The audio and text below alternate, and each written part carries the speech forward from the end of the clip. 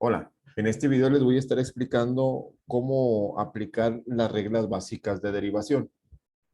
La primera regla que vamos a estar trabajando, que es la más sencilla, hace referencia a la regla para poder derivar una constante, la forma de una constante.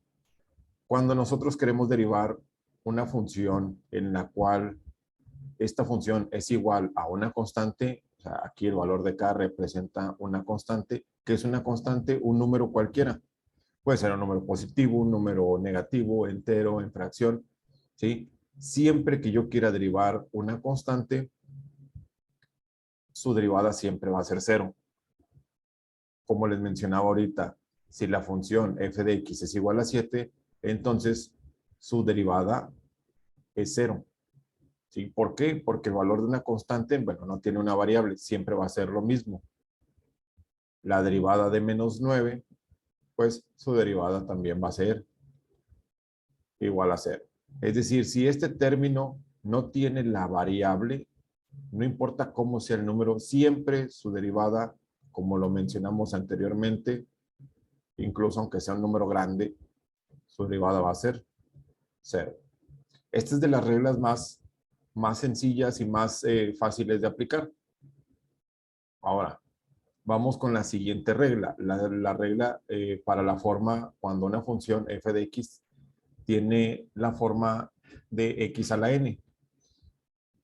Para derivar esta función, vamos a escribir aquí la función de x a la n, la regla me dice que cuando quiero derivar se tienen que hacer dos cosas. Lo primero es que la potencia va a multiplicar al coeficiente que tenga la x. En este caso, como la expresión no tiene un término, un coeficiente tal cual, es como si fuera un 1. Por eso en la fórmula me aparece que es n de x y a esta potencia siempre se le va a restar un entero. Y siempre se le resta un entero. Por ejemplo, si yo tuviera que derivar la función f de x es igual a x a la 4. Entonces, para derivar, se van a tener que hacer las dos cosas. La potencia baja multiplicando, como le habíamos mencionado anteriormente, y a la potencia se le va a restar un entero, que ya después simplificado me quedaría 4x elevado a la 3. Esta sería ya la derivada de ese término nada más.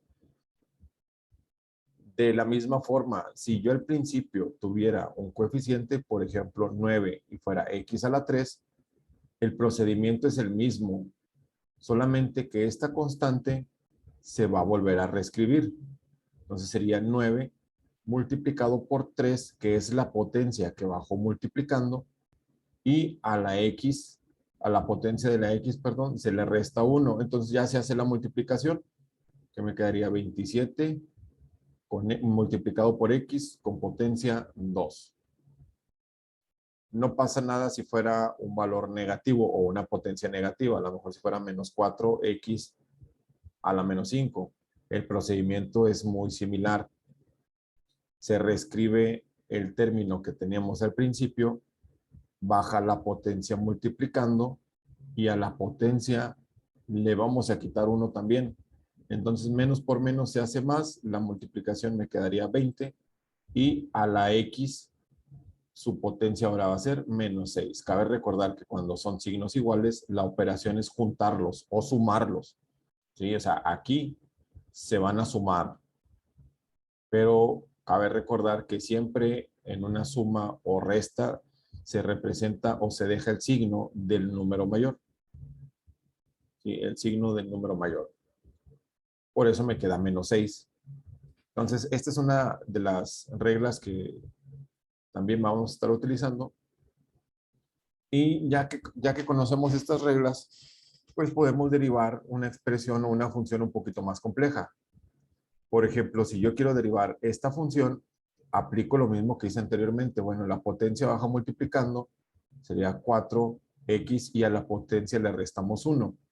Reescribimos este 4 que está aquí, bajamos la potencia multiplicando y a la potencia de la x del segundo término también le restamos 1.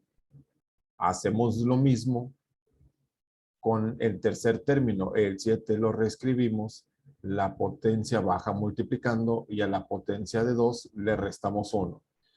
Recuerden que cuando no se tiene potencia es como si fuera un 1. Entonces, Aquí nos quedaría menos 2, es el término, el coeficiente que teníamos.